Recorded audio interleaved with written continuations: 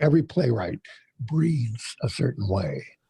Every playwright has ideas and has a way that they want to present themselves or concerns that they have. I love working on Shakespeare because Shakespeare has such a big breath. He breathes so that the mountains shake. You know, his people are powerful, powerful people. And when they look at you with thunder and lightning coming out of them. There's no pussyfooting around with those people. Mm-hmm. You know, they are 1,000% present. This is Unconditioning, Discovering the Voice Within, with Whitney Ann Jenkins. Hello, and welcome to episode 5 of Unconditioning, Discovering the Voice Within. So part of the reason why I wanted to do this podcast is because I have a lot of fascinating people in my life, and I wanted to share them. This guest is very special to me. His name is Lester Malizia. He is a director that I have worked with a number of times in the theater, and we've developed such a deep friendship to the point where I consider him family. He's worked in New York, he's toured all over the world. He was the artistic director of Seaside Music Theatre for almost 25 years. He was one of the producers for Million Dollar Quartet. And he's one of the most resilient people that I know. He's had a number of health scares, and he's currently in a rehabilitation center recovering from some complications. So please forgive any medical device sounds in the background. You probably won't even notice because he's so compelling and interesting to listen to. But he's been on his deathbed a number of times, even coming back from a coma. So he's definitely meant to be here right now for a reason. And he has so much wisdom and knowledge to share with the world. He's beloved by every actor and crew member he's ever worked with. And I am so excited to share him with you. Here is Lester Malizia. The Screaming Lady has begun. Oh, okay. The Screaming Lady. Is she in, like, down the hall? Yeah. Screams for a while, then she makes weird duck noises. That might add a little flavor to this whole thing. That's sort of what she does. Okay, just you and I hanging out talking. Yeah, that's all it is. Yeah. We don't do that enough. Oh, lady. I want to start at the beginning of Lester. At the very beginning, when you were growing up in Newcastle, Pennsylvania. In your very Italian family. And when you were a child and you realized that you had an individual voice of your own, that you had your own unique thoughts without the influence of others. Can you remember the first time that you discovered that? Okay. When I was a little guy, I was always being sort of sick. When I was born, they gave me not a lot of chance to live.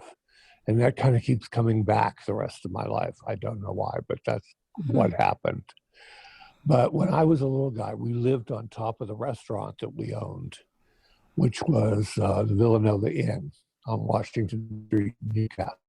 And I remember my mother telling me we had a party line at that time. Do you know what a party line is? I believe so. It's like you share your telephone line with another person. So you both use the same line. Mm-hmm. And my mother said that her water broke and the other woman was on the other line and she kept talking and she kept talking. And my mother said to her, "Can you please get off the phone? My water broke." And she said, "Well, honey, just get something to sop it up," thinking she meant just she broke a vase that had water in it. She said, No, you don't understand. I'm pregnant and my water broke downstairs. And the entire populace, the bar and the restaurant, came running upstairs to get her to bring her to the hospital. So I was born with a lot of people around me. So it takes a village. So I guess I've always been okay with crowds around. But I remember when I was a little guy, I used to, we had one of the only colored televisions in the neighborhood. Mm-hmm. And the NBC Peacock used to come on at the beginning of the programs and it would turn into color. And that's how you knew that the program was going to be in color because not all were. And I would scream for Mom to come and during the color-ons. But I used to take all of my comic books and everything, and I made a stage, and I would direct all of my comic book characters to tell their stories. And I found anything that dealt with theatricalized things at the time, television had a lot more of that going on in the early days of television. There was a lot more dramatized programs. It wasn't quite so much situation comedies. Like, a lot of really wonderful writers. Dostoevsky, I think, wrote for them. And of course, Rod Serling with Twilight Zone.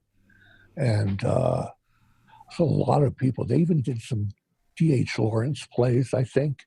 Wow. And I always found it fascinating that you could become another person and tell their story. I love telling stories. And the idea of being able to become other people to tell stories was fascinating to me.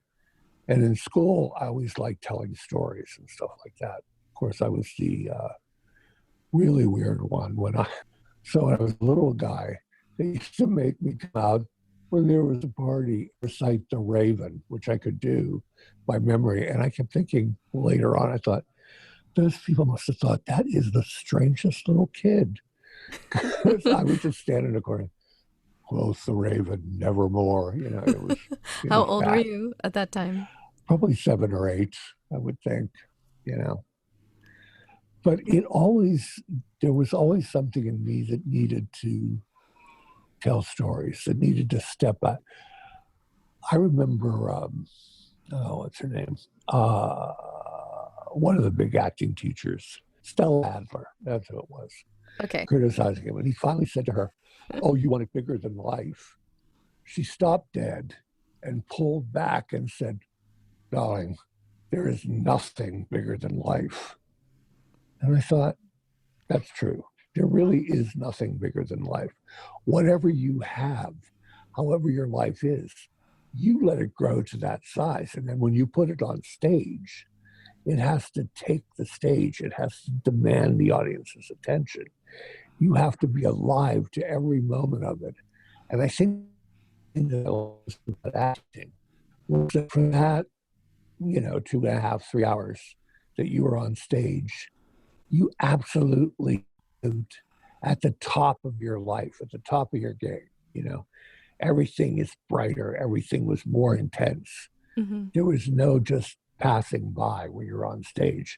You have to be at your A game, and you have to be totally convinced of yourself up there with your colleagues. And I love that. I love the idea that for the time you were on stage, you were as alive as you'll have ever been that entire day.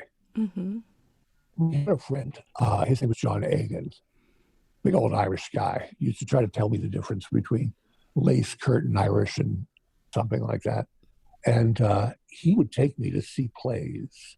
And he took me to my first audition, which, of course, I had no idea what I was doing.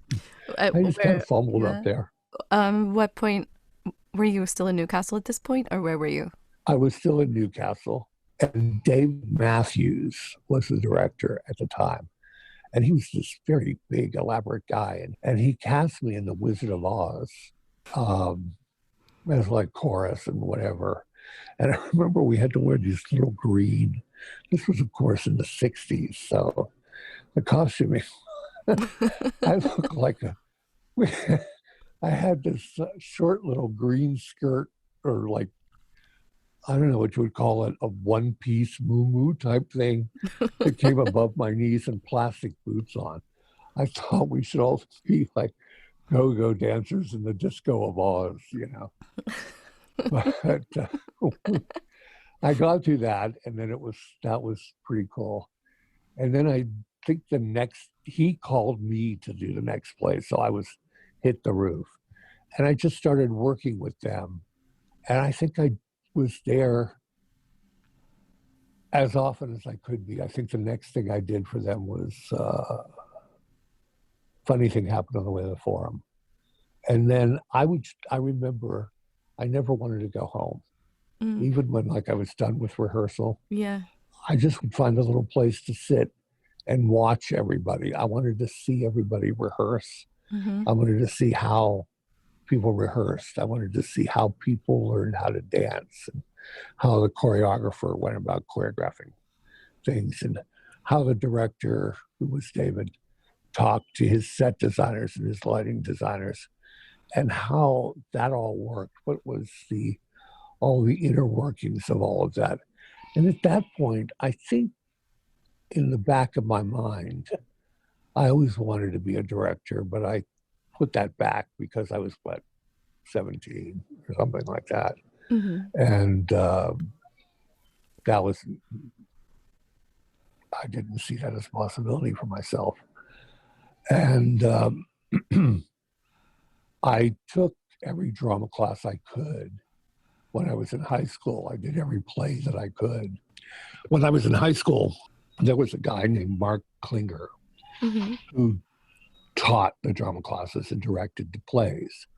And then in my junior year, they brought in this guy called Joe Scarvell, who was a really big presence. And, he's still around directing over at the Youngstown Playhouse. And I think he's in his 80s now. Wow. And he had one glass eye. And at the time, he smoked a cigar. And I remember the first thing he cast me in, we were doing Finian's Rainbow. And he cast me as Finian. And I kept thinking, I don't think I look very Irish. But, it was high school, so what are you going to do? So if he liked what you were doing, he'd run up on stage and hug you.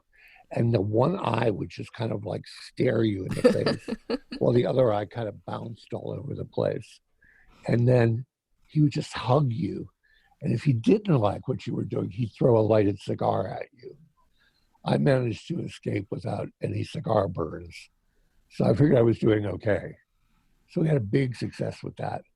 The next year, they decided to do Bye Bye Birdie, not among my favorite musicals, but I played Mr.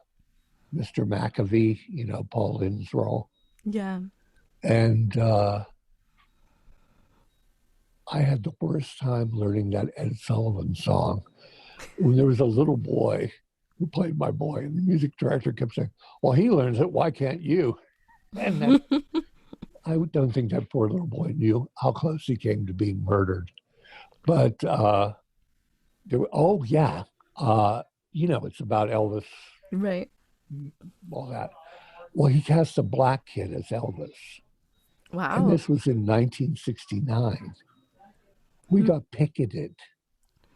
You got picketed at the high school for having a black kid having to kiss a white girl in the show. Wow. So I thought only Joe Scarvell could possibly have made Bye Bye Birdie a controversial statement. But people went wild about it. They just went wild. And then we had a teacher's strike at the end of that year.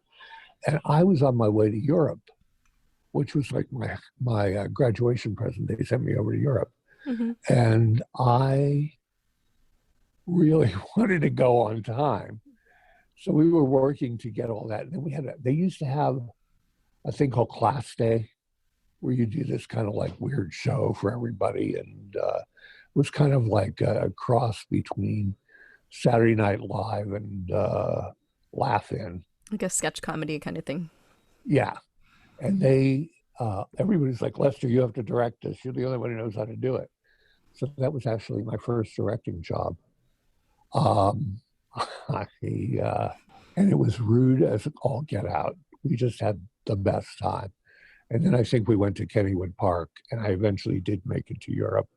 But that was my first taste of really directing people. And I remember we had the best time. We just had the best time. Little did I know that as you get older and you enter the profession and more money is riding on it, it's not always as much fun, I love doing it. I love directing. But when there's tons of money on it, people get a little more antsy. But at any rate, We did that. Then I went off to Europe, which was eye-opening for me. Because when I went to Europe, I traveled all around in a Volkswagen camper with my cousins. And a lot of times we would just camp out. Sometimes we stayed in hotels. But I was not what you would really call an outdoorsy kind of guy. Mm-hmm. So they had to show me how to use like the air mattress and how to.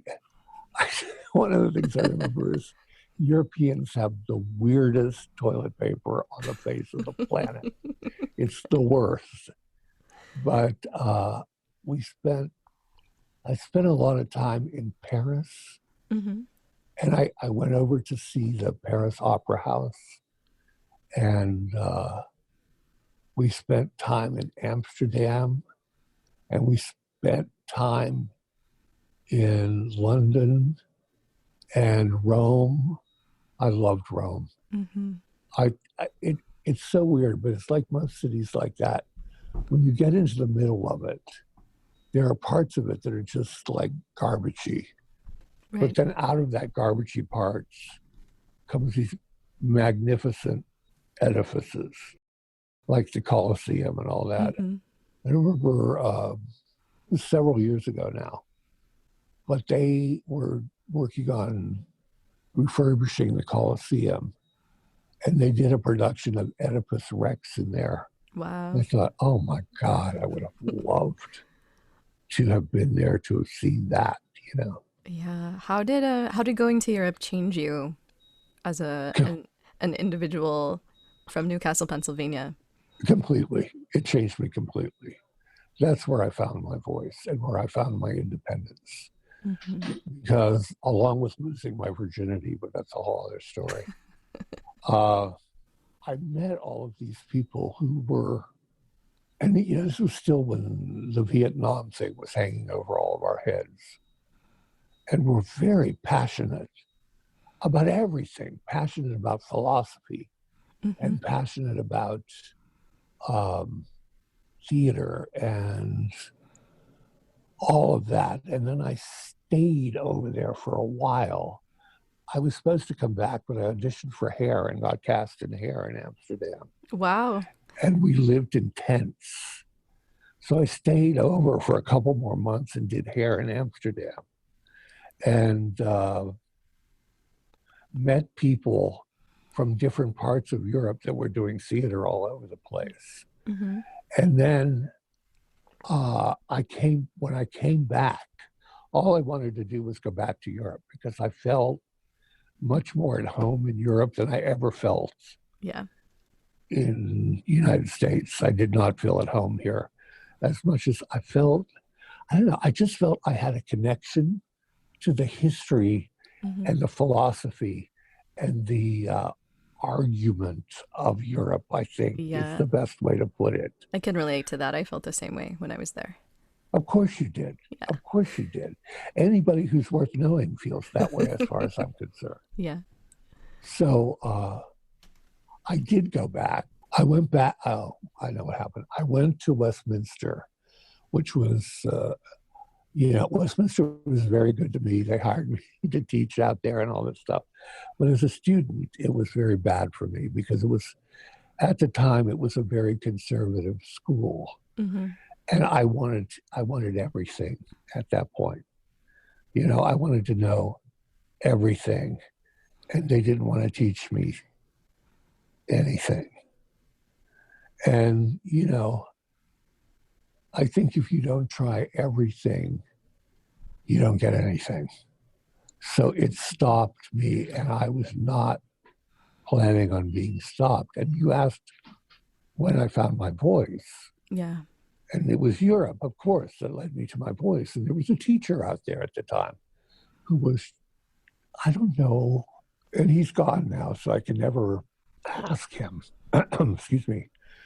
But there was something between the two of us that was just not settled at all. And I think he was determined.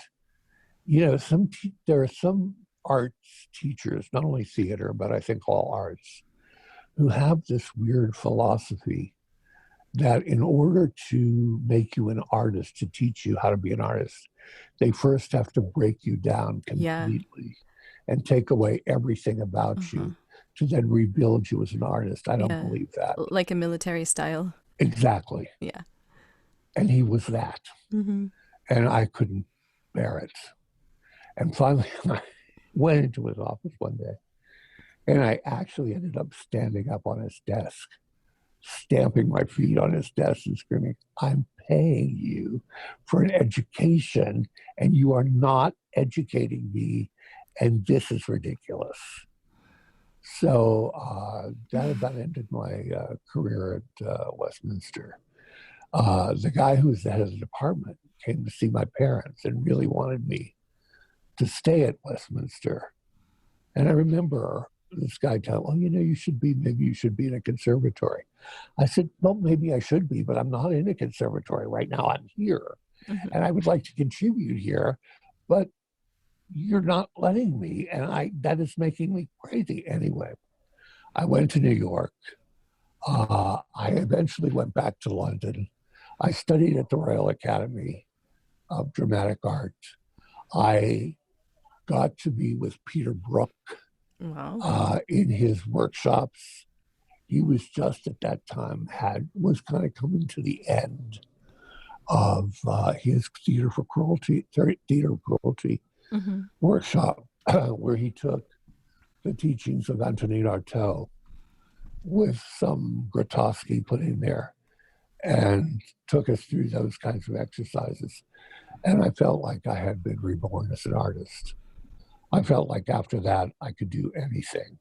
Mm-hmm. And I did that. I came back to New York. I finished my work in New York at the American Academy. And then I met there a man called Max Fisher. Mm-hmm. So I would say Peter Brook, Max Fisher, Joe Scarvell, Mark Klinger, those were the men in my life who most shaped me. Mm-hmm.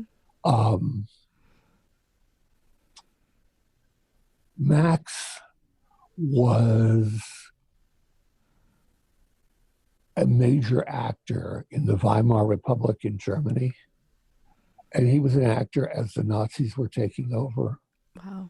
And he was about to play Hamlet in a production that was going on in Berlin. And the Nazis came in and forbid the production from going on because obviously it didn't sit well with the Nazi philosophy. But anyway, he wouldn't work with them. They put him in a concentration camp.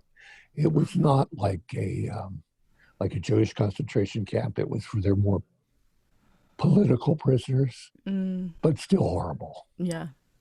And the first day I was in his class, he went around to the class and he went to each person and said, why are you in here?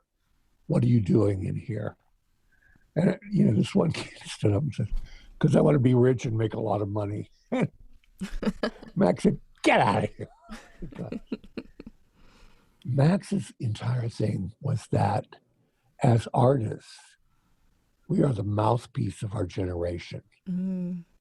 We owe it to our generation to speak out. And I remember I was working on Richard III, and I did the opening, now as the winner of our discontent thing. And he said to me, you would make a wonderful Richard II. I said, oh, that's really bad.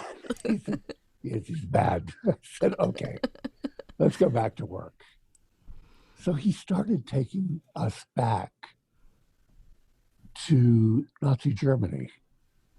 And he was saying, all of these people, these very handsome people in their uniforms and stuff, are dancing and singing and drinking. And there's this one guy who is crippled. And because he's crippled, the Nazis don't really trust him. And he's cast aside. And he's standing on a balcony looking down at all of this. And when he looks down on it, he wants it so badly but he knows he'll never get it. So he makes a vow to kill everyone who stands in his way. And that's the interpretation we went with for Richard III. And it was, for me, it was a little soul shattering, but it was a fantastic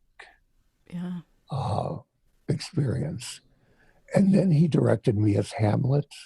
And I think I must have been in my early 20s. So I think it was like I was 23, 24, something like that.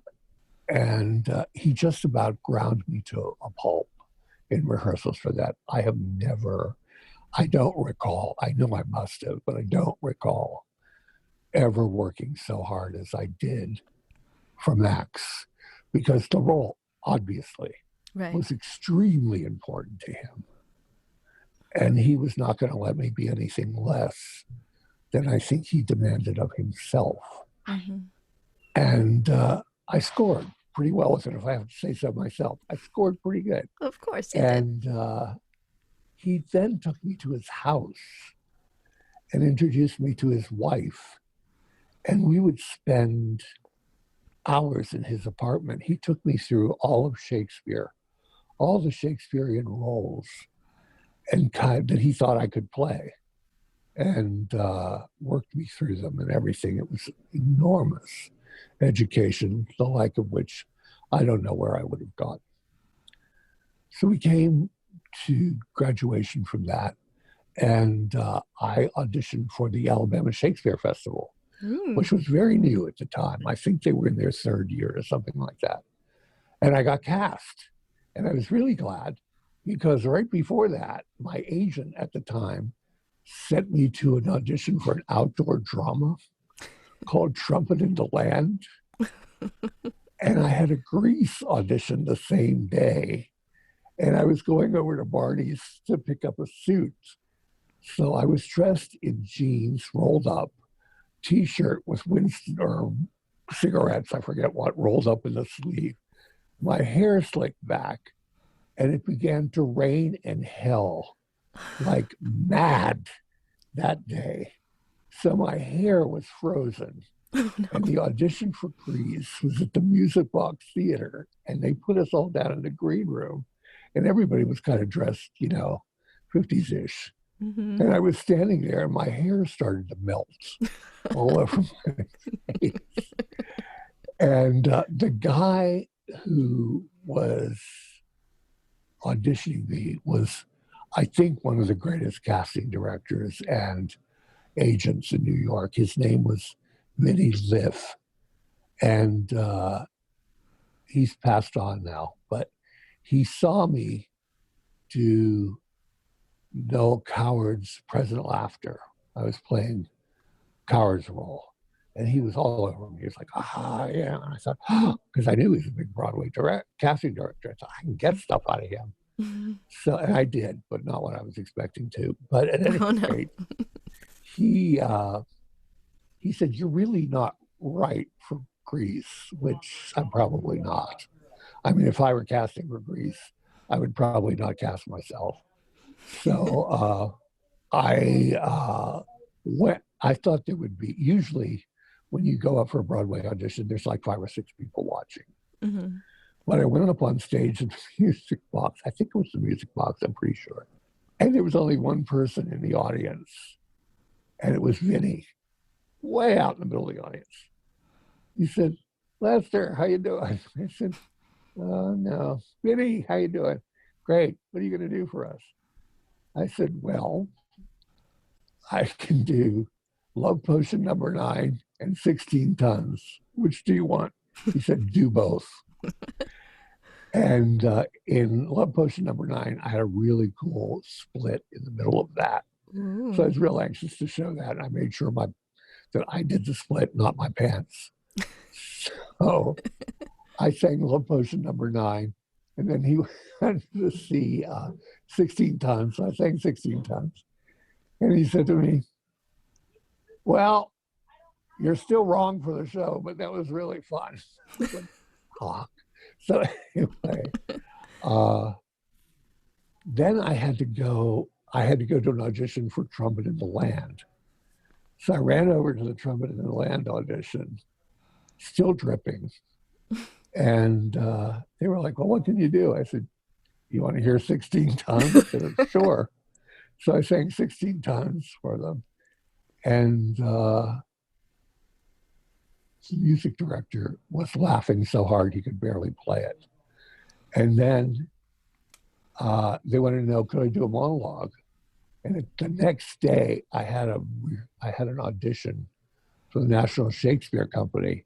So I had prepared Richard II for them, I think. Yeah. So I was ready to do that. So I did that. And then they said, oh, you're perfect for, there's no problem casting you.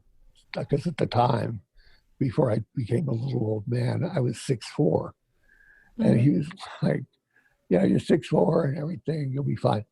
And then I thought to myself, I'm 6'4", I'm Italianite, and I have black hair. I said, what am I playing in this? Just, what do you have me in mind for? Chief, something, I said, what do I have to do in this? Because on my resume at the time it said equestrian, because I'd been riding a lot at that point. And they said, well, you have to ride a horse down a mountain and stop it before it runs into the audience. I said, oh, yeah, that's good. And I said, what am I wearing while I do this? He said, a loincloth and a war bonnet. I thought, oh God, please let me get another job. Please let me get another job. Which I actually did then. I got cast with Alabama. And one of the roles I got cast in, because they were in rotating rep at the time, which was an amazing thing to learn how to do, to play 3 Shakespeares and a Moliere in rotating rep every night, practically a different show, crazy. And Max, I was very excited, and I said to Max, cast in Alabama Shakespeare, somebody who playing in this Alabama Shakespeare Festival. I said, Demetrius in Midsummer's. He said, Demetrius? Are you silly enough to play Demetrius? I said, I think I'm silly enough to play Demetrius. And indeed I was. But the most wonderful thing for me was at the graduation, I heard Max talking to my parents. And he said, your son is a brilliant actor, and he can do anything he wants in the theater because he knows what it is, and he's very, very in love with it. And it's the love and the passion that will take him. Well, it did my heart a lot of good. So then I played Nugget in Equus for a while when I got back, and which was thanks to Vinny. I went in as a replacement. And then, I got cast in the national tour of 1776. So it's boring. Is this okay? Yeah, it's perfect. Oh, okay. So I got cast in the 1776. And I had done 1776 in Newcastle. I had done 1776. And so I kind of had a handle on it. So I went in, and there were 2 companies. And the company I was auditioning for was in the process of finishing casting. But the company that was just about to go out was doing the big debate scene. I don't know if you know the play. Yeah, I do. Very much. Big debate scene between John Dickinson and John Adams. Yeah. So she said, can you go up there and do it with them? I said, just do it. Yeah, just go up there and do it. Just go up there. So I went, okay. So I went into the scene, and I just did all the blocking I had before. I thought, how different could it be, And they cast me. And excited beyond human belief. So I went out on tour, and we literally went all over the country, everywhere, from New York up to Nova Scotia, down to Florida, across the country, Texas, California. We went up and down is it the Ventura Highway that goes through? Really beautiful. where they used to do, there was that institute where they would sit on the rocks and meditate. Do you know what I mean? Usulin? Yeah, Mm-hmm. yeah. The PCH, yeah. And I remember thinking, this is breathtakingly beautiful. And we saw the Devil's Mountain in, I Mm-hmm. think, Nebraska or Nevada. No, Nebraska. We were in Las Vegas. Uh, we went through the Petrified Forest. I saw the presidents, carved into the rocks, into the mountain. Yeah. Uh, what else happened? Um, oh, yeah. One of the more interesting moments, we had come through Colorado, and there was sort of a desert part of Colorado right before you hit the Rockies, Mm-hmm. and there was a dust storm. Then we got, I mean, real bad, like dust devils and things. Then we get up into the Rockies, and there's a snowstorm, like a squall, and the pass that we had to go across, they closed just through the last ones to go through. And I looked out my window and I looked up and I saw the mountain. And I looked over the other side. There was the most precipitous drop you have ever seen in your life. And I was just sitting there looking at it. And I said to the guy sitting next to me, I said, can you hand me a joint, please? Sure. I figured if I'm going to die like this, at least I'm going to be stoned as I can possibly be. So we eventually made it to the other side. And there was a rainstorm, like huge thunderstorm going on. And we got to this hotel and they told us that we can't leave our rooms after dark because they set out these dogs. And of course, the dogs don't know the difference between the people who are there and, other people. So don't go out after dark or the dogs will attack you. So we didn't go out after dark. But the next day we got to the place where the presidents are. What's that? Rushmore. Mm-hmm. And there was the Indians had organized a protest about something, treatment of Indians, whatever. So we got to the theater to do the play and we were being picketed, which was kind of fun. The police had to take us in and all that stuff. But Wow. So you were picketed when you were doing a show in high school and now it's coming back to you exactly, again. exactly. Uh, I mean, I would be fine if every show I did got picketed. It's a great selling point. You know, everybody wants to see it. Right. But I love doing that, and I made such really some of those guys that I was on tour with are still friends of mine after Mm-hmm. so many years. Yeah. It's I thought very I still looked the same, and they looked older, and I finally decided, no, we all look older. We all do. It's okay. right. And after that, I came back and I did a show at Manhattan Theater Club, which may have been the worst experience of my life. I had to bail out one of the leading men it was the Democratic National Convention was in New York, Dennis. I may be getting some of these dates wrong, but I had to go bail out one of the leading men because he was hooking around Times Square or something like that, and they arrested him. And I had to go down the tubes to bail him out so he could do the show that night. Things they don't tell you about when you're learning how to be a director. Mm. And then I was recommended to this producer up in New Hampshire. Mm-hmm. So I went up to New Hampshire and I was supposed to direct one play. And I ended up half the season.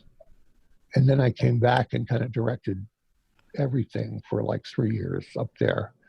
And then I started going to Seaside Mm-hmm. as a guest. So I would go up to New Hampshire, fly down to Florida, go back to New Hampshire, and then I would direct things like off Broadway in New York Mm-hmm. at the time. So I was directing like a madman. Yeah. And eventually they offered me the job as artistic director at Seaside. And I was there for about 23, 24 years. Wow. So you started out as an actor and then you transitioned into director. Yes, I did. So what was that process like, and how did you decide to transition from acting and directing? Well, that I had done some off Broadway stuff in between all of that as an actor. And I worked with some people who should not be directors. Do you know who Robert Patrick is? He was a pretty famous off Broadway playwright. He did a play that you might know called Kennedy's Children. Okay. Anyway, he was doing a play about Michelangelo. So he asked me if I would play Leonardo da Vinci. So I said, sure, I'll do that. And the director was so terrible, I almost took him to pieces. There was this one scene, and he said to me, well, you're just not being funny in this scene. I said, do you want to explain to me what you find funny in this scene? Because I can't see it. Well, he's just funny. I said, my best friend is in a gutter. There's a hustler trying to take advantage of him, and he's having a mental breakdown, and I'm trying to get him out of the gutter. How do I play that and make it hysterical? What do you see happening here? No answer. And I then worked on do you know Witness for the Prosecution? Yes. I did that play.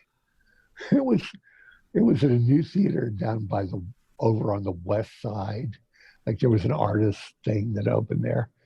And they hadn't quite done enough with the theater. It rained really bad one day. And we went into rehearsal and the whole theater was flooded. But nonetheless, the director, same deal.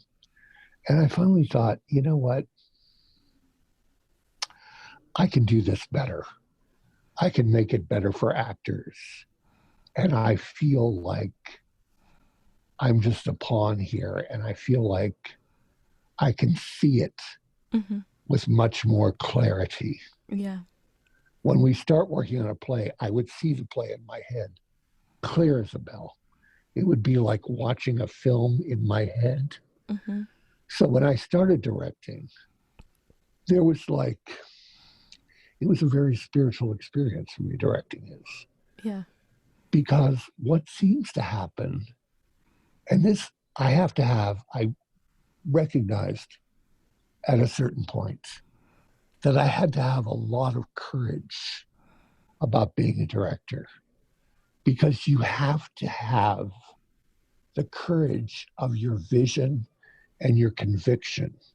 Because if you try to, oh, I saw this and we can do it like this and this and that, or I did this before and blah, blah, never works. Never, never, never, never, never. You have to hear it, see it, and then allow yourself to let the play speak through you. Mm. And when you talk to the actors, if you let that happen, the actors there seems to be a big understanding between you and the actors Right. when you allow the spirituality and the creation of the play from the playwright Mm-hmm. to translate through you as a director to the creative act of the actor. Mm-hmm. Yeah. And when that happens, that's when the best work occurs, I think. Mm-hmm. Yeah, and working with you as much as I've gotten to know your kind of style of directing pretty intimately, and you come at it with an empathy when you're trying to get something across to your actors. And where did you learn how to do that? Is that coming from being an actor yourself, or is it more of a It is spiritual? it is coming from that, but that because I've seen directors reduce actors to tears, and I thought Mm-hmm. I will never do that. I will never ever do that. But beyond that, I seem to have been blessed. I don't want this to sound, like I'm blowing my own trumpet or anything, No. but I seem to have been blessed with some kind of empathetic, like an empath Right. kind of response. Mm-hmm. And it's funny because when I halfway into season, uh, um, It's okay. It's okay. You can. there's so much I want to say, I it's all know. backing up. We take your time. Okay. We can get to everything. It's really hard, as you probably know, to have a relationship with anybody when you're in the theater.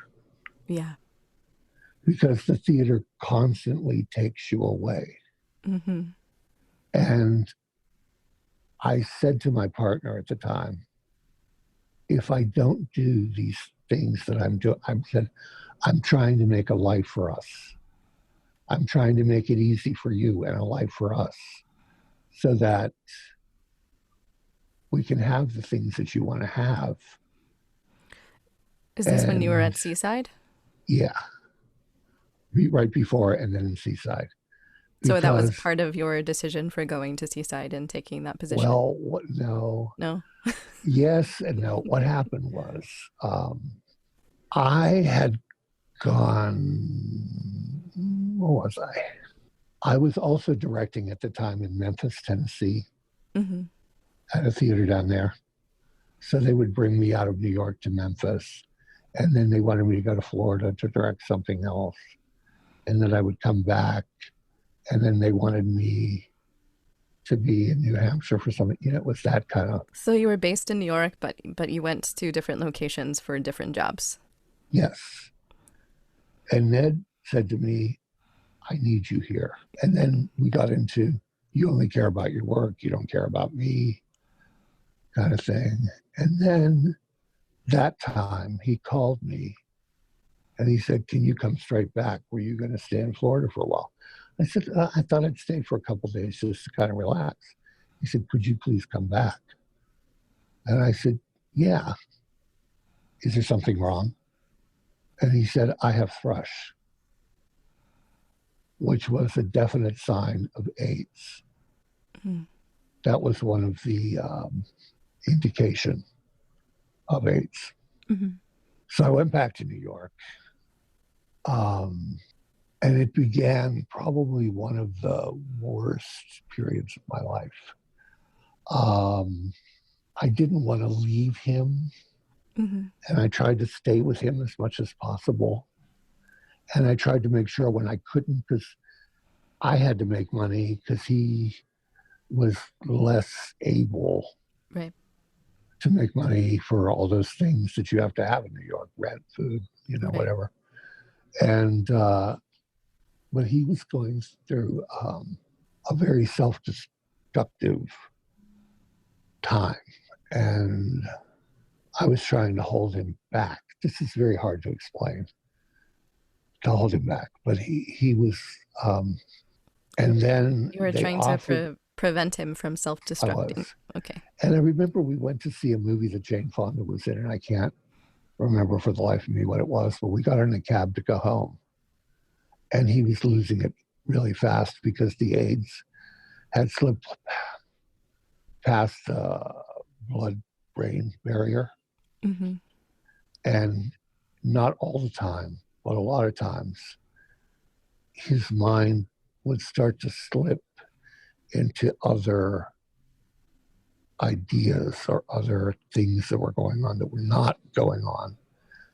And he called his mom. They were a very wealthy family from Muncie, Indiana, and they gave him a airplane ticket, and he flew back to Muncie. And I had a feeling that that was that was that was going to be it for that. And he came back up and helped me to pull things together to get out of the apartment. But by that time, I was left alone in New York with basically I had one friend who was very close to me. His name was Bernard. I don't know if you've ever met him, or I don't think you have. Have you? No, but I've heard you mention him a lot. Yeah. And his partner, it's bad time in New York, his partner about 4 months prior had committed suicide. Oh. So we basically hung on to each other to Mm-hmm. try to get through this.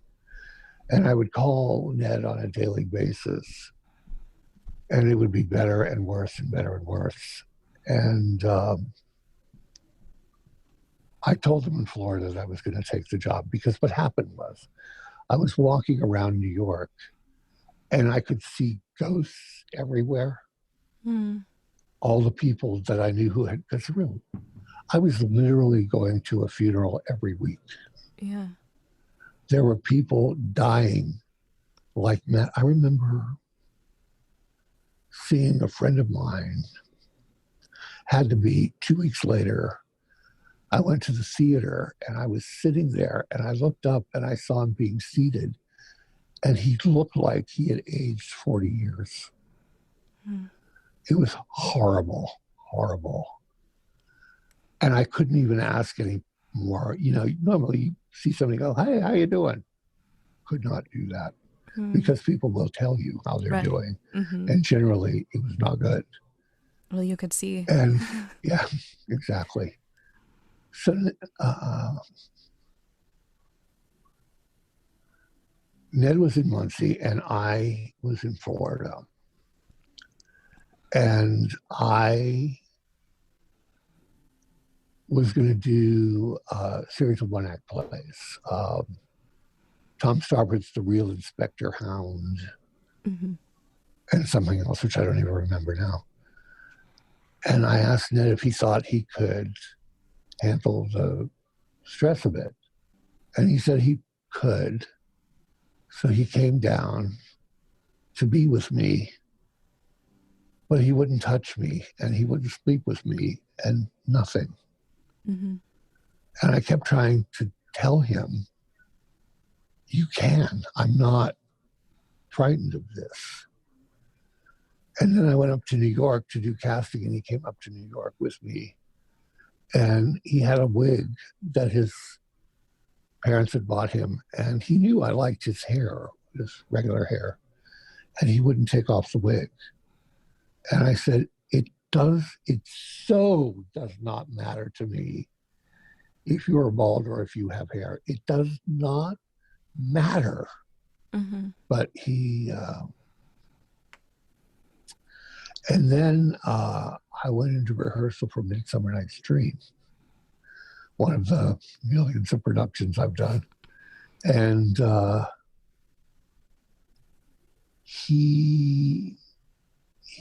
got home one night and there was a message from his mom. And all she said was, Ned lost the battle. Oh. And I was living in this apartment complex, beautiful apartment complex, all like wood and pathways to the, gorgeous. And friends of mine were living at the other end of the complex. And I called them and I told them what happened. And they said, do you want us to come down or do you want to come down? I said, no, I think I got to be alone for a while. So I hung up.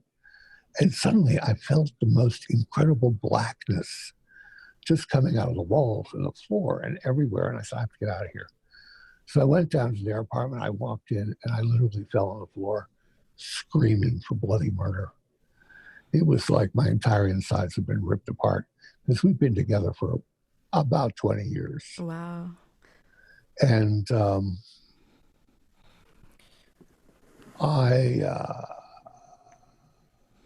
blamed myself, that it was my fault, that if I hadn't gone and done all of these jobs, he would be okay. And I had survivor's guilt like you can't believe. And then it turned out that there were some people who had some kind of gene that made you immune to the AIDS virus. I had that.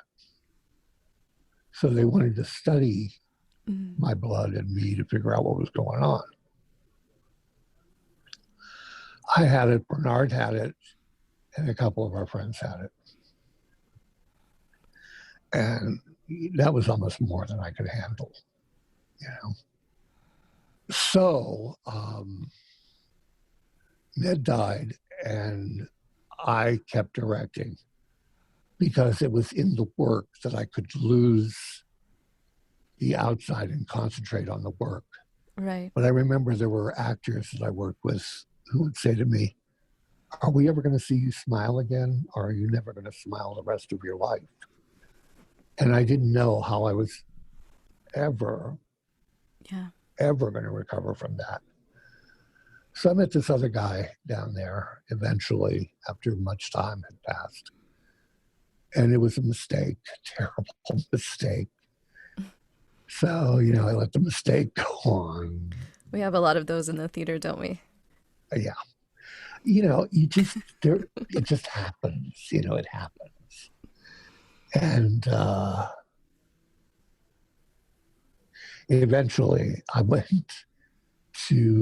found a couple of my colleagues in the theater had found this guy who was a Taoist, and I went to see him.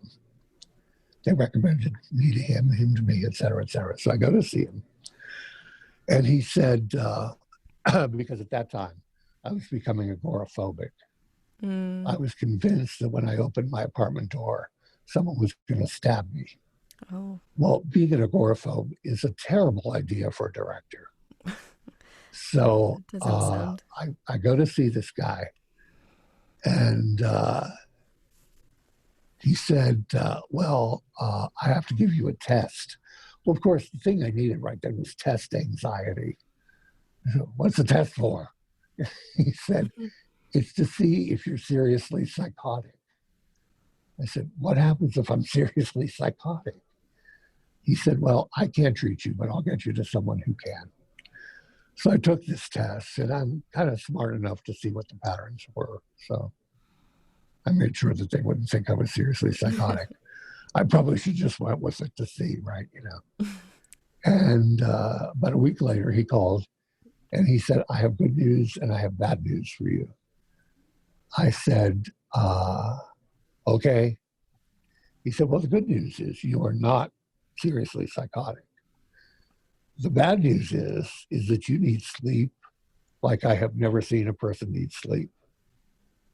So he said to me, do you want to do this naturally or do you want to do this chemically? I said, why don't we try doing it naturally and see how that goes? So he gave me, they're an herb thing, St. John's wort and something else. Melatonin? Yeah, melatonin, yeah. Well, the first night I took them, I slept like way past my arise time and felt much better. But at that time, the guy that I was seeing was also messing around with this woman off stage while I was on stage directing a scene. And she used to have this really interesting habit of stripping naked and sitting on everybody else's scripts. Wow. So I had to send the stage manager to stop that. And I said to him, you can't be fucking around with somebody in the company when I'm the artistic director of the company, unless you really want this to end. So it ended. He was standing, we had to finish out the company, and he was in the company. And he was standing beside me one day, and I said to him, Kelly, if I were you, I would get away from you right now, because all I really want to do is reach into your chest, pull out your heart, throw it on the ground, and stamp on it with my boot. He said, are you serious? I said, oh, yes, I am so serious. Well, when the relationship was good, we used to do a lot of stuff together, and it was fun. And one of the things that we did together, we would go every year to the Boy Scouts and pick out a Christmas tree. And then we take it home and saw it off and put it up and decorate it and stuff. And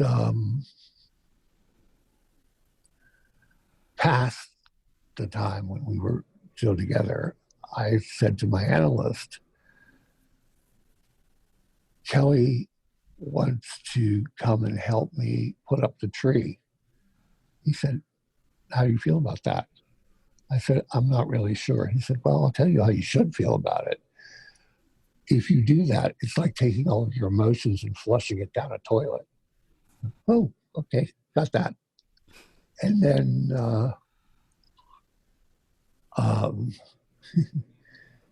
he said to me at one point, Lester, when you see an ex and you still keep in contact with them, it's like wearing yesterday's underwear today, which felt really terrible. So then it became a really rough time to get out of all of that, put that back. Yeah. And I did the Christmas tree myself. And to get out of all of that was really, and the thing that was really bad about it was, you know, Daytona Beach is not the most liberal city you've ever seen in your life. And they had just gotten to the fact where they saw Kelly and I together and it was okay. We were getting invitations together as opposed to just me and bring along that other guy if you want to, you know. Yeah. And that got destroyed completely. But interestingly enough, recently, he called me and apologized and has been calling me every once in a while to talk to me. And I'm like, I don't know how I feel. I don't feel good about this. So I'm kind of put that. I just read, interestingly enough, Call Me By Your Name. Oh, yeah. I saw the film, but I just read the book. I found the book devastating. Yeah. And everything Elio was going through, I thought that I had never gone through that. I thought everything came easy for me. It was just play, and then it was serious, and then I was good, and blah, blah, blah, blah, blah. That's not the case. Because everything he was going through, I had complete relationship to it. I knew what it was. So reading it was a really good thing, and it put things in line for me. But he said to me, my therapist said, because I said to him at one point, you know, as long as I'm in rehearsal, I feel completely together. I know how everybody feels. I know how far I can push them. I know what's going on. But I get out of rehearsal and I can't seem to focus. And he said, well, there was this woman and she kept saying she was afraid she was going to kill her children because every time she drove them someplace, they would make all this noise and she couldn't control it. And I said, well, what do you do for work? And she said, I'm a school bus driver. She said, what you do in work, you must bring into life. Yeah. And he said to me at one point, you know, Lester, you have to live your life on purpose. And that was perhaps the best thing anybody ever said to me. Live your life on purpose. Yeah. And I got through 24 years of Seaside Music Theatre and everything else because of his help and the idea that I had a purpose for what I was doing. Yeah, you went through a lot of heartbreak in that amount of time. How did that affect your voice as a director? Did it change that at all? I think it made me better as a director because I could see the idea that you never know what is happening to somebody else. So the best option is to be kind.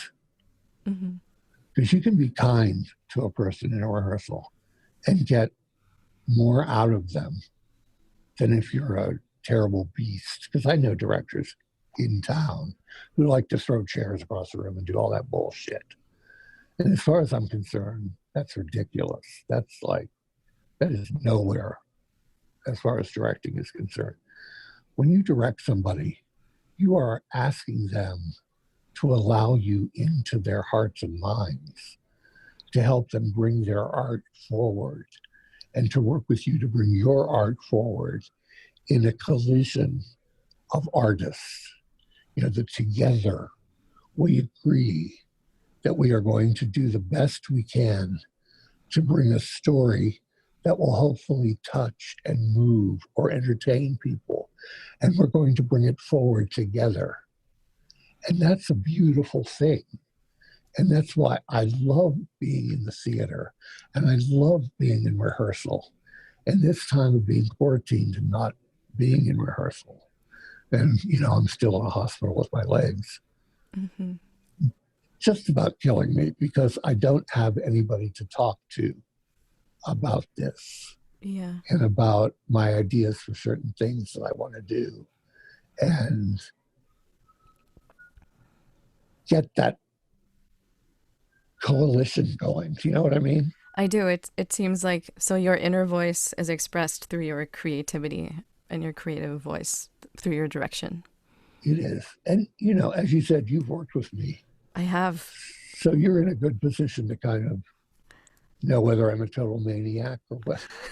I don't think you're a maniac at all. Oh, thank you. I appreciate that. If you are, then I must be one also. Well, you know, there's a question about that probably, but you Probably. Yeah, one of the most beautiful things that I remember you saying, probably at a table reading or something, is that when we're, going over the script, we're trying to find the breath of the playwright. Where does your vision come from when working with a play? Where does the process begin for you? from the playwright. Hmm. Every playwright breathes a certain way. Every playwright has ideas and has a way that they want to present themselves or concerns that they have. I love working on Shakespeare because Shakespeare has such a big breath. He breathes so that the mountains shake. You know, his people are powerful, powerful people. And when they look at you with thunder and lightning coming out of them. There's no pussyfooting around with those people. Hmm. You know, they are 1,000% present. Yeah. When we did Cat on a Hot Tin Roof, Tennessee Williams doesn't breathe as big as Shakespeare does, but he breathes with such passion and love for his characters. Hmm. He really, really, even though it would seem not, he has such love for Brick and Maggie and Big Daddy and Big Mama. He cares about those people so much, I think. Hmm. And he wants to make sure somehow that they can go on. Right. And I think that's true of his characters. He wants to release them to go on, you know, and Mm. Stella in Streetcar, I think, is the same way. All of them, especially his women. His men are very sexual and very intense, but his women are the saviors. Do you find that to be true? Definitely. Yeah. To free them of bondage in a way and allow their inner voice to be expressed. Yeah, I loved playing Maggie. She was so delicious and rich in her authenticity. And I feel like in a way I experienced emotions through her on stage that I had never experienced before in my life at that point. Yeah. Yeah, I loved Maggie. You know, it's funny because when I watch you perform, especially in Cat and in other desert cities, I used to watch you, and you know, it's funny because I played some very twisted characters or some extremely emotional characters that go on for a long time. But I used to think, I hope you're okay to do this every night.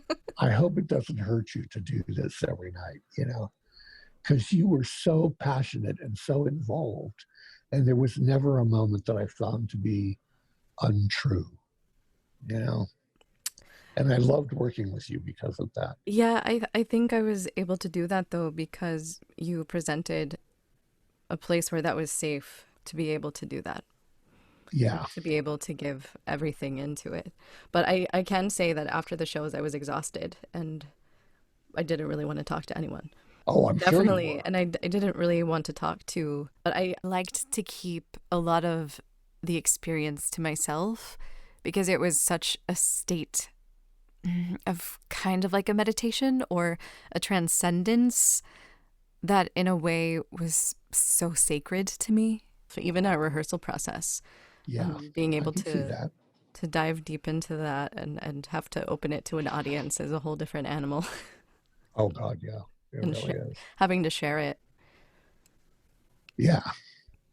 But you know, the thing is, when you approach your work with passion and care, there's nothing more that can be asked from you. I mean, that is the epitome of what we do as creatives, you know. And when I first came to work on Cat, I remember thinking, are they really going to want to do this? Are they going to want to kind of mess around? Or what's the attitude that I'm going to confront? Well, we went right into it and stayed there. And I loved that. It was a great cast, and it was a really good energy in that cast. And you can feel that immediately. Mm-hmm. And I was told once, and I think it's true, that the atmosphere of the rehearsal comes from the director. Yeah. The director sets the atmosphere. Mm-hmm. If I'm just a little old cranky man, then it will not be, you guys will not feel released enough to create anything. And if I'm like, you know what, try it. Let's try it and see where it goes. You know? No, it was definitely a spiritual experience for me. And I think that translated into everyone that was in the cast. Yeah. Yeah. I think so too. And I remember there were people in that show who some people told me, oh, you're never going to get a performance out of them. And yet we did. We did. Because we all believed in the possibility of everybody doing it. You know what I mean? Mm-hmm. And that was important, I think. Belief is everything. It defines everything. Yeah. Oh, yeah. So I want to go back to Seaside for a little bit, because a lot happened there with you, economically, when everything came crashing down for you, but also health-wise. And I'm not sure what order that happened in. What happened? Well, you know, the first time as an adult when things really went nuts was in 2005. And at that point, I was working for Seaside. And I was covered by what's called a golden insurance policy and a team of very high-priced lawyers. But what happened, I'm not sure, but my legs, I'm trying to put this in a way that's not going to just be gross as all get out. My legs started to disintegrate. And I got a blood disease in my legs that was eating them away. And I would pull off my pants and half my leg would come with it. Wow. So they took me to the hospital, and there was a woman there who was an tropical infectious disease specialist. And she couldn't figure out what kind of bacteria or something that had gotten into my legs that was causing me to do that. But I was in Memphis when it first hit. And I remember my friend Josie, who was one of the greatest mentors I ever had, was coming to pick me up for breakfast. And I tried to get out of bed, and I was paralyzed from my waist down. And I fell on the floor and tried to crawl myself over to the phone to call Josie. And she came, and they immediately took me to the hospital. Now, along with all this happening, there were some very funny stories that happened, which I won't necessarily get into because that's some black humor going on. But they took me, a friend of mine came down, one of our music directors from Seaside, drove down to Memphis and picked me up and drove me back to Daytona and took me to my doctor, who put me in the hospital. And they would put me in these tanks that look like whirlpools. Mm-hmm. And they would scrape my legs, which was one of the more painful things that ever happened to me. And they kept shooting me up with all this stuff, and it was pretty horrible. I can't remember exactly how this went. You're going to have to forgive me for some of this because some of this, okay. I was in a coma, so I'm not sure how this all happened. I know I went back to here, to Newcastle, and I thought I had the flu, and I came, but I woke up I was having dinner with a friend of mine. I thought, I don't feel very well. I thought, I must be getting the flu. And I came home and I packed, and I woke up the next morning. I felt well enough to take the plane back here. So I came back here, and I went with my friend Eleanor to see Trans-Siberian Railroad, you know? Mm-hmm. And I got back home, and I collapsed by the fireplace, and they took me to the hospital, and I was dying. So they called my parents in about 4 or 5 times to say, you better stay with him the night. We don't know if he'll make it. Eventually, I got better. I made it. They had to operate on me. I don't know exactly what they did, but whatever they did seemed to have saved my life. But I remember that at 4 o'clock every day, I would get into a foul mood. And they said it was because they had cut all this stuff in my legs and the nerves were knitting together, which would cause my personality to sort of disintegrate. I don't know. Anyway, I do remember waking up in bed, and there was this beautiful woman leaning over me. And she said, hello, my name is Doctor or whatever. I am an Indian woman, and you will be taken care of by many Indian women. And I said, well, that sounds very nice. I said, but I have to be back in Daytona on May 6th. And she was like, oh, Mr. Malizia, you're a very sick man. You don't know if we can do that. I said, I know I'm sick, but I got to be back. Well, on the 6th of May, I actually got off the plane in Daytona to go to work on the royal family. And there were people all over the place to greet me. What I didn't know was that my friends, who were also producers with me, had made sure that I kept wondering, there's a lot of people in these rehearsals. They had people standing by in case something happened to me that they could whisk me to the hospital immediately while I was directing this show. Mm. So I did 2 shows that summer. I did that one, and I did a musical. And I started getting much better. This last time, my intestines were perforated, which caused all kinds of horrible crap. And I, at a couple of points, was told that, you know, this doctor is going to be your savior, this doctor will be your savior. And all the doctors that I went to had the same prognosis, including my doctor, who I adore, he's a great doctor, sent me to these guys that have a practice in Pittsburgh who are orthodontic doctors for the Pittsburgh Steelers. Mm-hmm. And they were like, oh, if anybody can help you, these guys are going to do it. So unfortunately, I got my hopes up. And I remember asking Travis if he could come down with me. So Travis and I drove down to Pittsburgh. And we went to this place. And I ended up sitting in his waiting room for about 2.5 hours. Then they took me back there. And I said, I can't lay down for you to take an x-ray. They said, we'll fix it. So they fixed it. They took the x-ray. Another hour later, the doctor comes in and he shoves the things up on the x-ray things. And he says, there's nothing I can do for you. You're so far gone, we're amazed that you can even walk. He said, if we operate on you at all, you'll lose your legs or you will die. So sorry, I can't help you.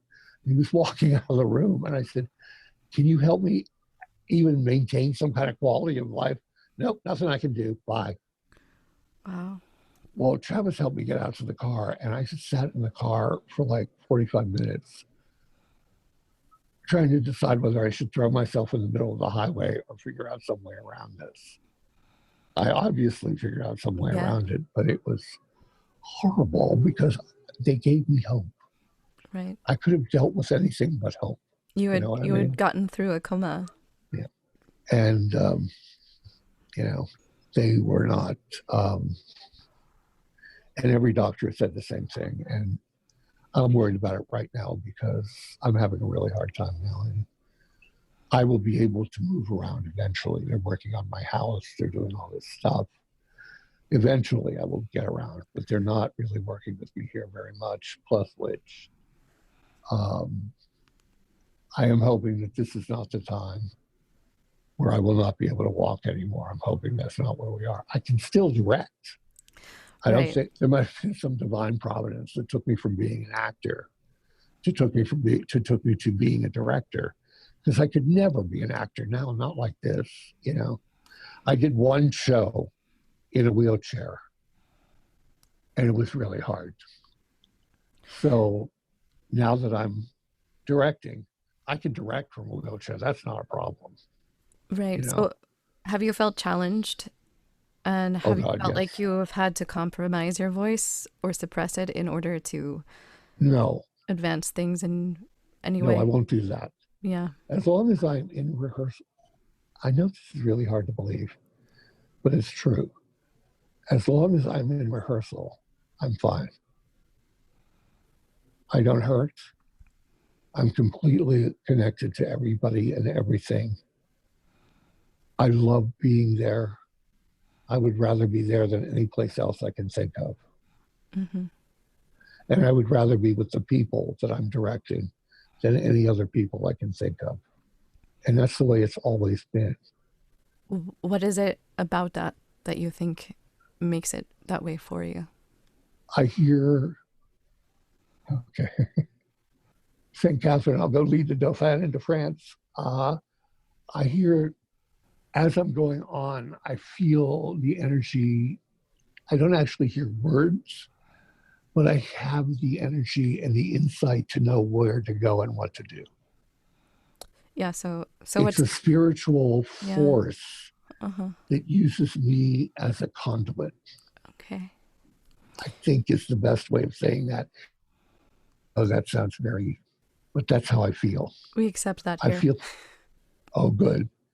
Because I really do think that what's happening to me is this rush of spiritual energy to create, this creative passion and power is using me to, is coming through me.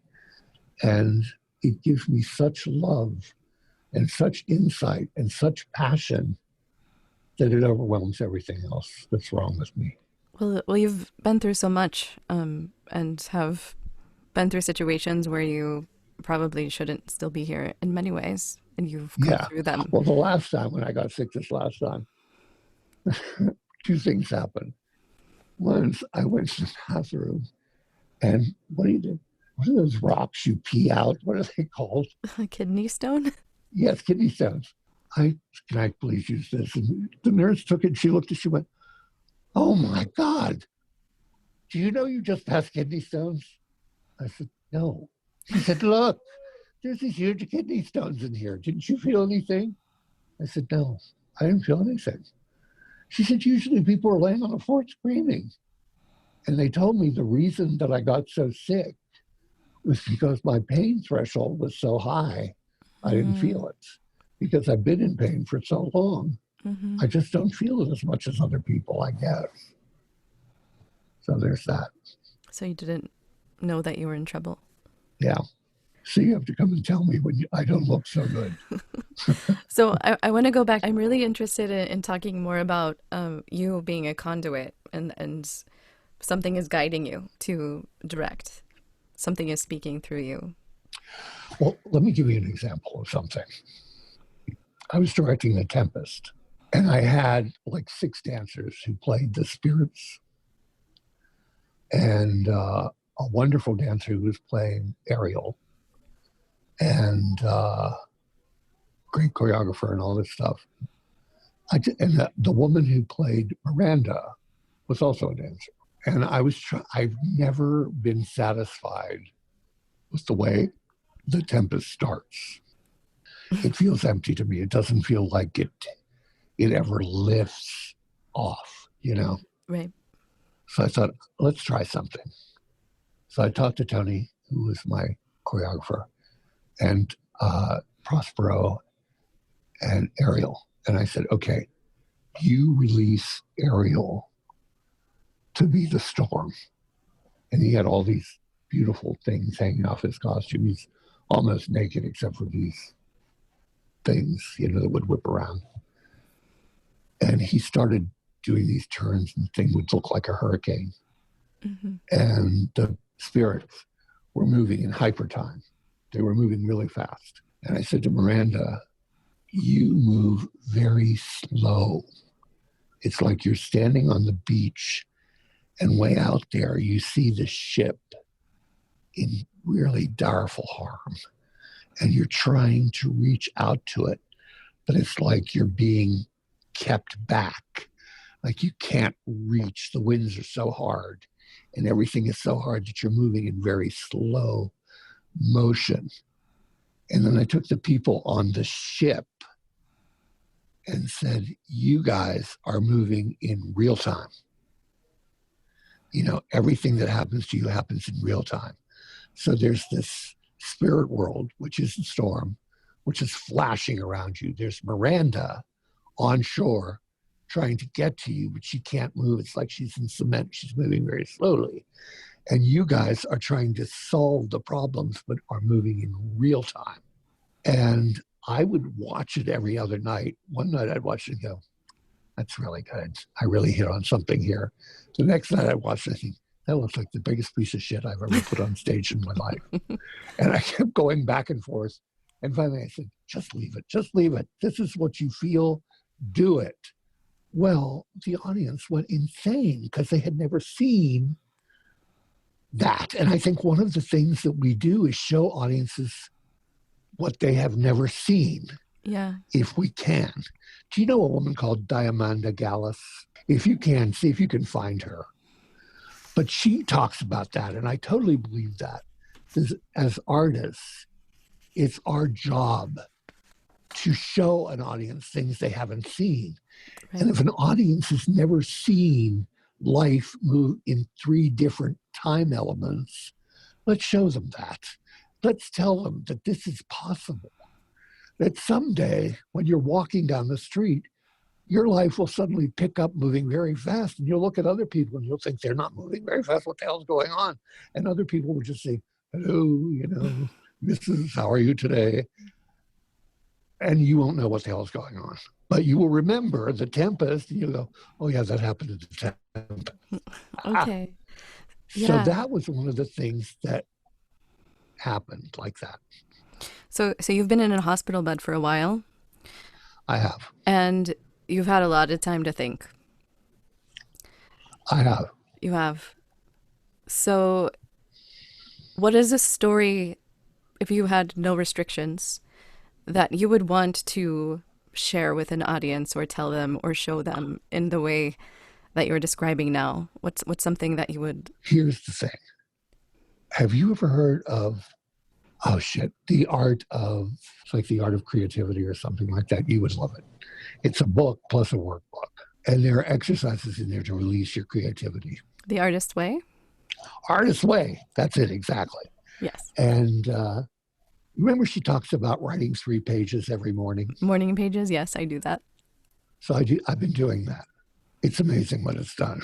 It's opened my memories, my world, my vision, everything. So right now, what I want to tell people is I want to show them measure for measure. I want them to see what religious extremism and hypocrisy can do to a society, and how the life of people are on the line because of extremist views that are in the main hypocritical. That's how I feel about it. Mm-hmm. So measure for measure is one piece that I want to do as soon as I can. The other piece that I would really like to do a lot is View from the Bridge, because it deals with immigrants coming to a new country unaware of anything that's happening to them, full of fear, full of love, full of embracing what is new to them.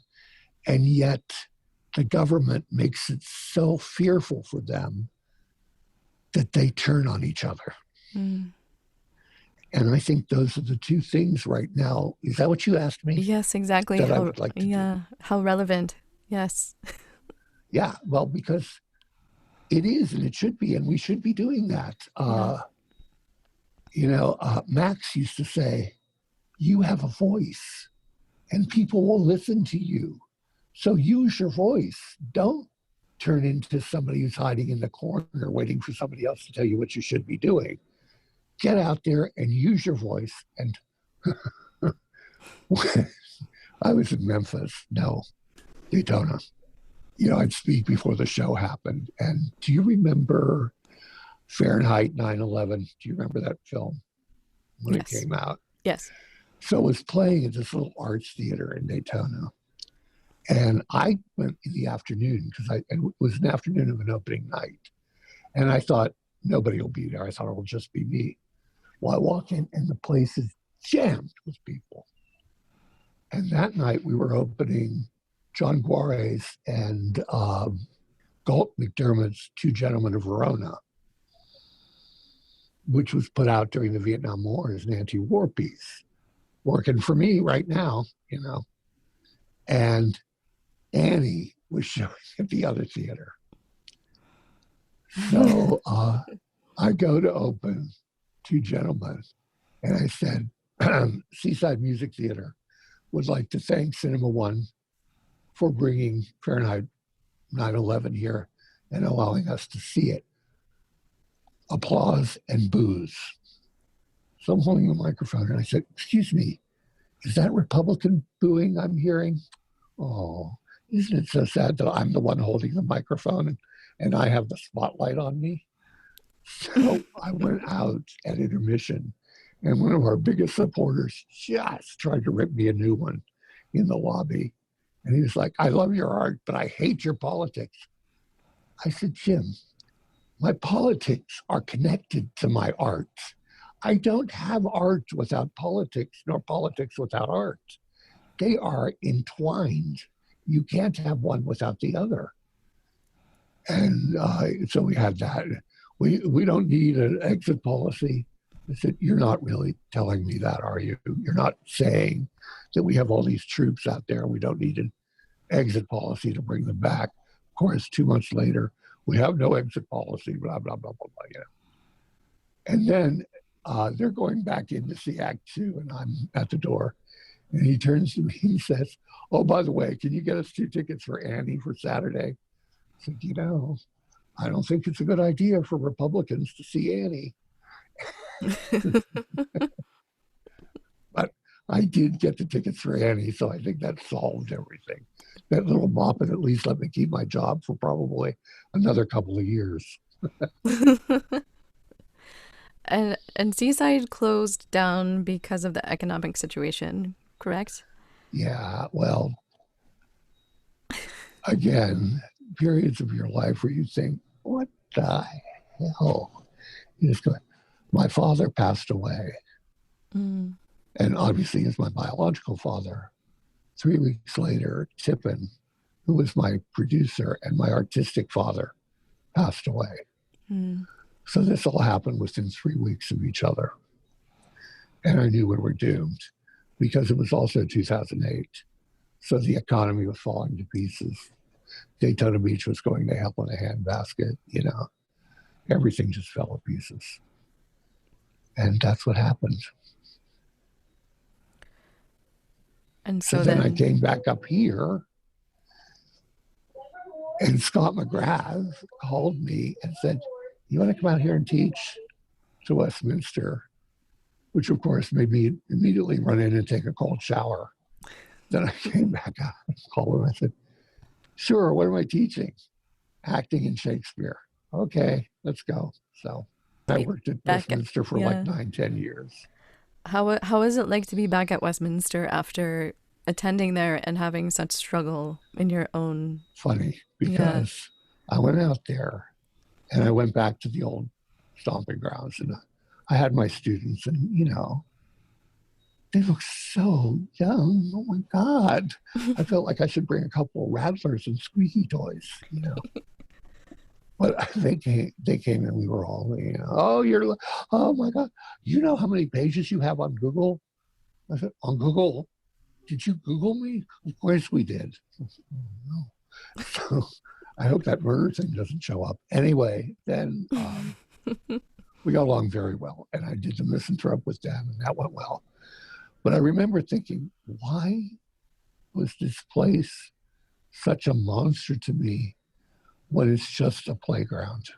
Mm. You know, that's how I felt. What do you feel about art in an academic setting?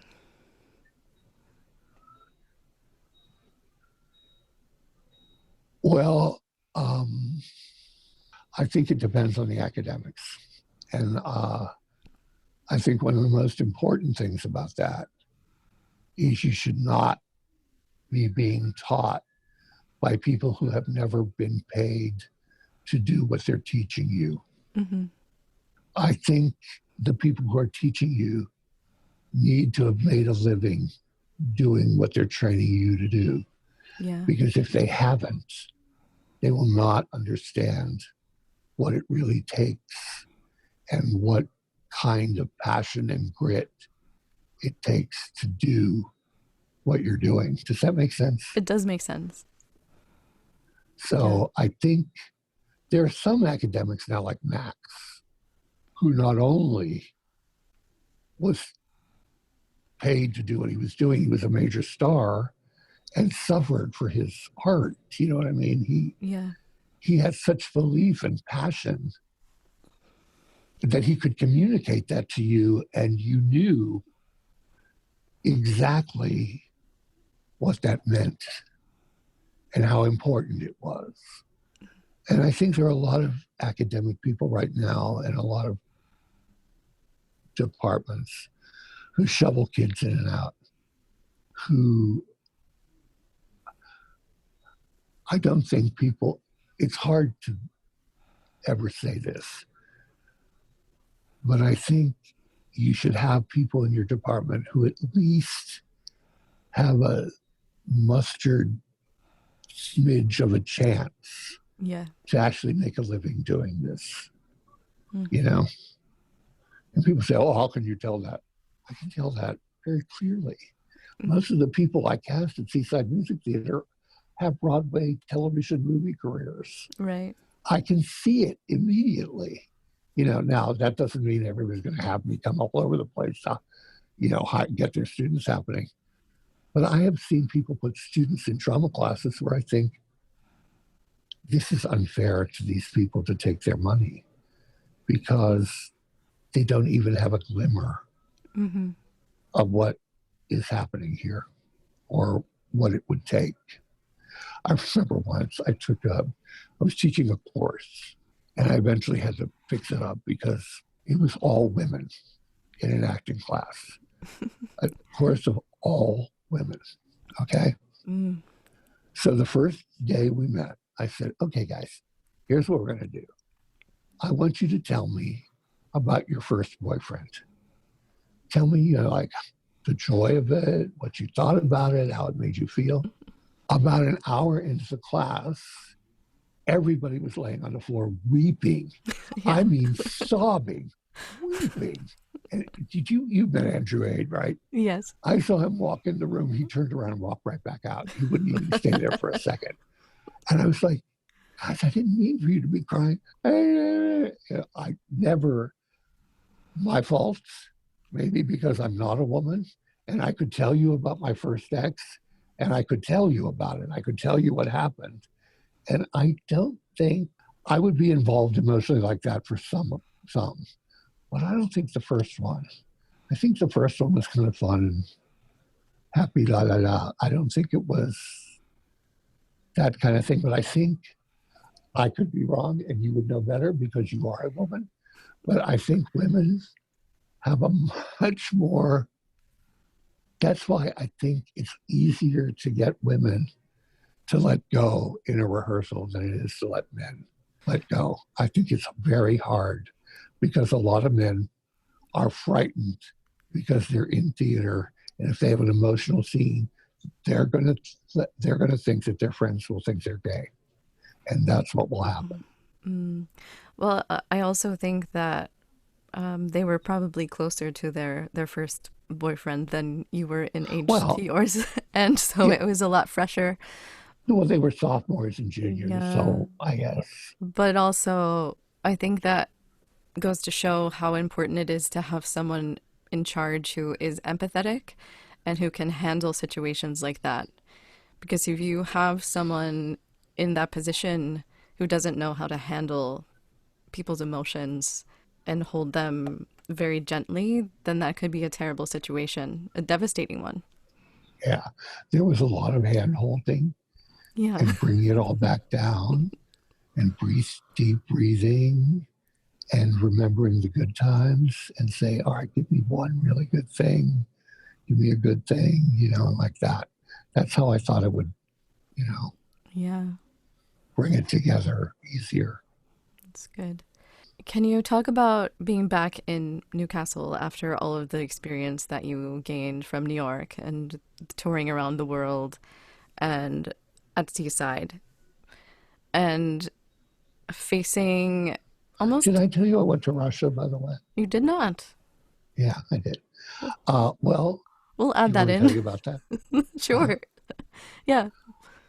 I got a call one day that there were a group of Russians, teachers and students who were coming over from the Moscow Conservatory to spend time at the Oslo.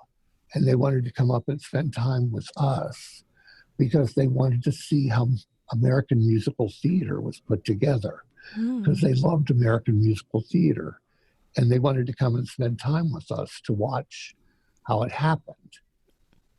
And we had 6 translators. One was me and 5 for everybody else. Okay. So the first night they got there, we were just coming down with the opening of the Apple Tree.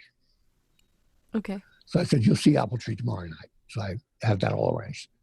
The next day, they came. I was directing the last 2 that season. I was directing Into the Woods and The King and I.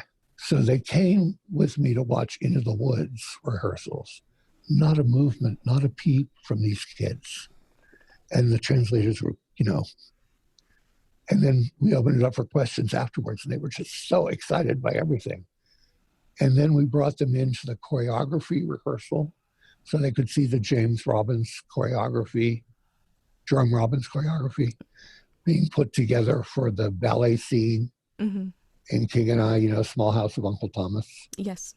It was my contention after that, because it was during the whole Cold War thing. It was my contention that if the artists could get together and talk, we would have no problems. There would be no problems, Right. because everybody just couldn't get enough information out of it. Everyone wanted to talk about it. And how are you doing this? What do you think about that? What do you guys do? And how long do you rehearse? Mm. And they did throw me in a swimming pool in a tuxedo. I will have to say that. And, but then they invited me to go to Russia to teach for 2 weeks at their school, to kind of take them through what'd you say? Like an intensive or something? yeah, like scaffolding of how our rehearsal would be put together to do musical theater. So we taught them to sing and song and get them into dance and do all that. And it was the most magnificent experience. It was so great, because I was in a totally alien culture to me. Right. But there was this one woman who was one of the students. She was breathtakingly beautiful. I mean, to tell you, this woman looked like she had stepped out of a Chekhovian play, and she and I were talking, and she was just playing Masha in Three Sisters, and she had these ideas about Masha. I was like, I have to direct you. And I said, I know you have Russian directors who are doing Chekhov, but I think I should do it. It was an amazing experience just to be able. And the woman who was their ballet mistress, their dance, was this little woman. And we saw films of her when she was a prima with the Bolshoi. And she was fabulous. She knew like air. But she used to smoke these little cigarettes. Like, they looked like joints. They weren't, but they were Yeah. wrapped in brown paper and everything. And she said to me, hey, Lester, come here. You want a joint? No, you want a cigarette? I said, sure, I'll try yours. She said, the rumor is that the Russian army moves on borscht and this. So she put the cigarette in my mouth, lit the cigarette, and I swear to God, the top of my head flew off and my eyes bugged out. It was insane. But so there was that. Yeah. So out of all the projects that you've directed, which one do you think you were able to express your voice the most? Which project reflected you as a person and a director the most? You know what it is, really? It's the writers. Okay. It's the writers that allow you a conduit almost to yourself. So, for instance, directing Amadeus was an amazing experience for me because I wanted to do it in a way that nobody had. I had the orchestra, I had a full orchestra, I had opera singers, I had dancers, and I had actors, and I had a budget. So I did the whole show, and we did all of the opera scenes and all of the, the dances within the opera and all of that within the show. So I staged everything, and people went insane. It was a little lengthy experience of the theater, but they sat and it went really well. And then my friend who did Mr. Huff and Puff and works a lot with Sesame Street, he came in and did all the devils in the Don Giovanni part. Oh. And they were all these black materials. And there was this one guy, brilliant dancer, who stood up and he was on hooves. So he was actually on points, kind of. And he had a big goat's head that had like LED red lights where the eyes were. And he'd come out of the fog, Wow. I mean, there's nothing like doing gigantic epic theater, I wish I could have seen that. I think that and the Threepenny Opera were my two favorite musicals. I think plays, I really think Cat on a Hot Tin Roof was major for me. So was Other Desert Cities. I loved working on those. Yeah. And the other thing that I really loved was Fool for Love. Yeah. Because it was so wonderful to see my nephew Brandon burst into this amazing actor. Yeah. Which is what he did. I wish you could have seen it. Yeah, he's been hiding in the wings. He was amazing. You two have to be together on stage at one point or another. Yeah, I hope so. Has to happen. Has to happen. I will pay. I will actually buy a ticket to see that. Yeah. So can you talk about all of your worldly experiences, including Russia, and coming back to Newcastle where you started, and not having such a big budget, and sometimes dealing with discrimination because of your health issues and your disabilities? What was that like for you? Well, and has that affected your voice at all as a director? It doesn't affect my voice. When I go to work, I go to work. Yeah. I don't care if I'm working for no money at the Playhouse or $10,000 at a, another kind of theater. But I will tell you this. There are people who knew me in high school who still think I'm in high school. I remember Neil asked me for my, vita. So I handed him my resume. Now, it's big because I've been at this for a very long time. And he looked at me and said, "Oh, you haven't been doing anything, have you?" I said, "Well, this was my job. This is what I do. I don't repair televisions or do that, or I'm not an accountant. I am a professional director. This is what I do." And there are some people who would rather see me disappear and not be a part of anything. And I did say at one point to people, I am not here to try to take anything away from anybody. All I want to do is direct a play. That's all I want. The only thing I care about is directing. I mean, that's not the only thing I care about, obviously, but as far as that arena of life is concerned, The only thing I really care about is I want to direct some plays, and it's going to help you. And if you let me, I can help you do a lot of stuff because I have a lot of connections. Well, they don't want to do that. They don't want to ask me anything. They don't want to help me get anything. They don't want to help me, let me help them do anything. So I just go ahead and do my thing and direct and am happy with that. I would much rather be able to be doing more. Yeah. But they don't want more out of me. So well, what are you going to do? That's their loss. That's their loss. With all of the things that are happening with the pandemic and all of the theaters are shut down right now, what do you see as their future? Well, I do think that when the theaters reopen again, it's going to be the biggest celebration you've ever seen in your life. I do think everything's going to open again. This maybe will go on. My estimation from everything I've been hearing and seeing and reading, this may last at best another year, but in that year, I think things are going to start to turn around. We will come back. But I think what's really interesting about this is that everybody I talk to all have got this outside thing, their second thing that they always wanted to do, that they're working on while they're not working on their first thing. Yeah.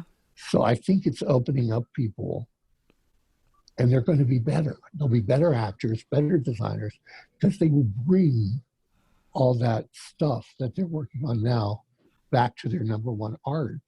And I think it will be a good thing. Yeah. At least that's my hope. As we grow as people, that we grow as artists is how I've felt about it. I don't think you can stop growing as an artist. I don't think that happens. No, because we're no matter constantly what you're doing, changing. even if you're locked away in the house, you put on television, you watch something, you go, fuck, that's really good. How did they do that? What are they doing there? How's that working? That's a great play. Let me read that play. I've been working on my Italian while I've been shut away. Just cause, why not? And reading like crazy. I've been reading like crazy because I have a whole bunch of books that I haven't gotten to because of things, So I'm working on my legs every day. I have a series of exercises I do twice a day. And hoping that when I am confronted with moving around, I can move around and at least, did you know that we put a ramp outside my house? No. Yeah, we put a ramp outside my house, and they're getting me a lift chair and a hospital bed. And then they're coming in to redo some parts of the house that'll make it more handicap accessible for me. Perfect. So that'll be good. Yeah, you're in. I just wish training. they'd get on with it. Because if I have to spend another Christmas in this place past this one, it may be Silent Night, Horror Night. I just don't think. Maybe you should write that one. Silent Night, Horror Night. I think I should. Lester, a mild-mannered director. So I usually wrap up the conversation with this question. If your inner voice had a billboard, what would it say to the world? Go out there and splash paint all over the walls, is what my inner voice would say. Yeah. I always tell that to my cast. You probably heard it. And to me, what that means is go out there and spread your color all over the world. Don't ever not be there. Yeah, I remember one director said, people should never look for who exited when you enter, ever. I thought, yeah, it's really good. That's good. But to me, that translates in splash paint all over the walls. Go out there and just be all of yourself. Be everything. Take yourself to the world and let the world take you in. I think that's it. It's good. It's a good one. That's how I feel. We'll put that one up in Newcastle. Thank you so much for joining me. And until next time, stay tuned in to you.